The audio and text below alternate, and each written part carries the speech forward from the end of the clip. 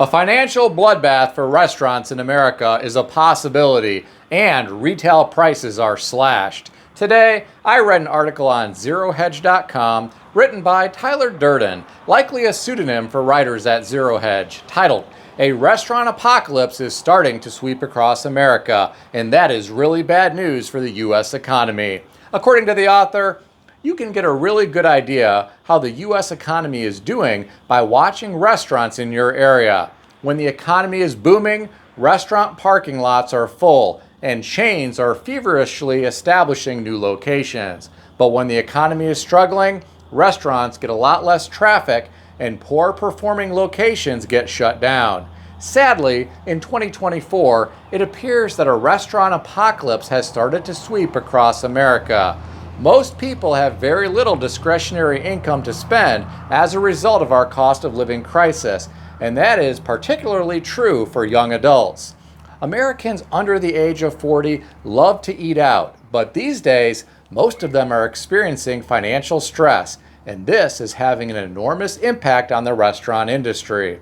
Here are my thoughts. I'm sure this also has to do with how high prices have risen at restaurants. It doesn't matter if you are dining at a sit-down restaurant or a fast food restaurant. The prices have gone up quite a bit in recent years. It is just not feasible to take your entire family out for a dinner given the high cost. Do this a couple times per week for a month, and this is more than some monthly car payments. Many Americans are being crushed by inflation, and they don't have the disposable income to dine out anymore. Of course, there are people who still feel entitled to do this, and they don't care about inflation. They will just put the bill on their credit card, and when they get close to reaching their limit, they will just apply for another credit card. Making the minimum payment on credit cards is probably how some people continue to enjoy fine dining. I remember back in graduate school, I was talking to a friend of mine about a mutual acquaintance. He said this guy is always dining out at expensive places and then going to the club and ordering top shelf alcohol and acting like a big shot. I told him I had noticed this behavior as well. I asked him if his parents had a lot of money because I knew he had a low-paying part-time job. He told me that his parents were divorced and his dad pretty much abandoned his mother when he was young and didn't provide any financial support. His mom worked full-time at a pawn shop. Come to find out, his lavish spending was paid for by credit cards. I have to wonder whatever happened to that guy. I can't imagine it ended well. You can kick the can down the road with your debt for a while, but eventually it may catch up with you. I really think some Americans just watch how the government goes into debt to spend, and they figure they can follow suit. Getting back to the article, the author said visits to sit-down restaurants were down nearly 5% in 2023 from the prior year, according to location analytics firm Placer.ai. The author also said Eatery New York reported that over 40 bars and restaurants closed in New York City from December 2023 to January 2024. The author went on to say Applebee's closed 46 restaurants last year and decided to close another 35 locations this year. Boston Market is about to go belly up after having almost 1,000 locations in the U.S. at one time in the past. We all saw what happened with Red Lobster recently in the news. I have to wonder what other restaurants may fail in the near future.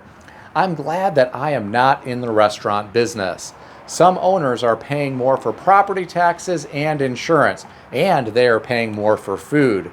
They are also having a difficult time finding good employees who are willing to work.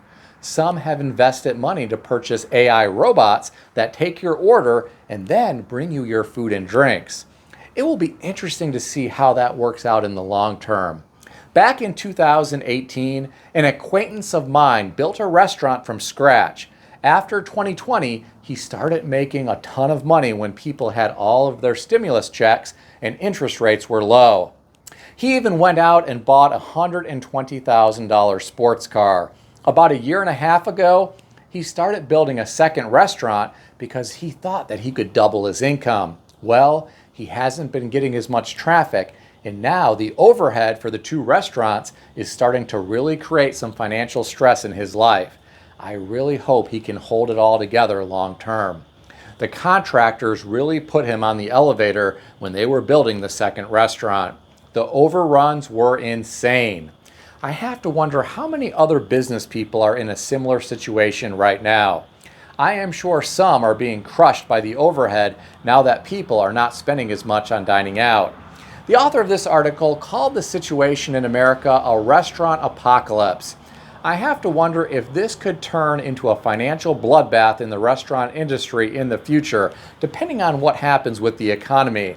If things are bad now, imagine what could happen if unemployment ticks higher, or if we see a meaningful correction or crash in equities. I'm curious if any of you have started dining out less in recent years. If so, tell me about it in the comment section below. Not only are people spending less at restaurants, they are spending less at retail locations, and companies are trying to adjust. I read an article today on CNN Business written by Jordan Valinsky titled, "Walgreens is cutting prices on 1,500 items, joining Target, Walmart, and Amazon." According to the author, Walgreens is joining other retailers in cutting prices across the board, from snacks to toiletries, in an effort to lure back inflation-weary shoppers turned off by high prices. Walgreens is dropping prices on more than 1,500 items. In the past few weeks, competitors including Target, Walmart, and Amazon slashed prices on thousands of household goods to rev up consumer spending. Well, my friends, it will be interesting to see how much they slash prices.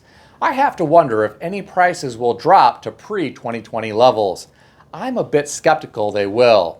The author went on to say, shoppers have pulled back for a year now as costs have risen 20% to 30% higher than they were 3 years ago, and as incomes failed to keep up.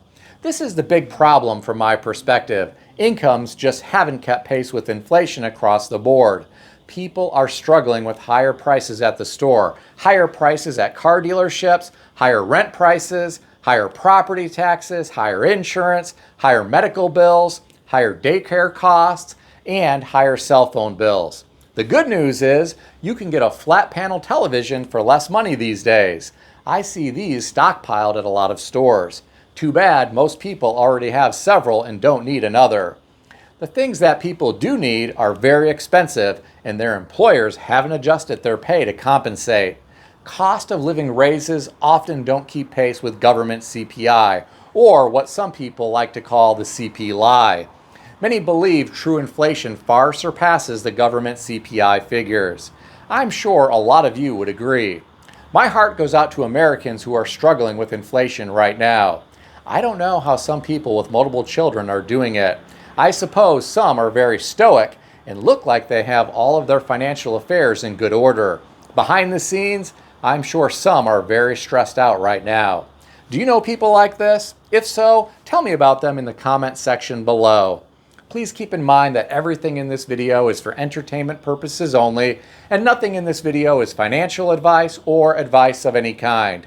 If you need advice, seek advice from a qualified professional in good standing who puts your interests first and foremost. If you enjoyed this video, consider subscribing to the channel. Please also consider sharing this video with your friends. I want to extend a special thanks to everyone who has subscribed to this channel. I want to also thank all of my channel members. If you would like to become a channel member, there is a link in the description beneath this video. You can read more about the different membership levels. Please also check out some of the great books that I suggest you consider reading in the description below. I've included Amazon affiliate links to these books. As an Amazon associate, I earn from qualifying purchases. Stay healthy and wealthy. I'll see everyone in the next video.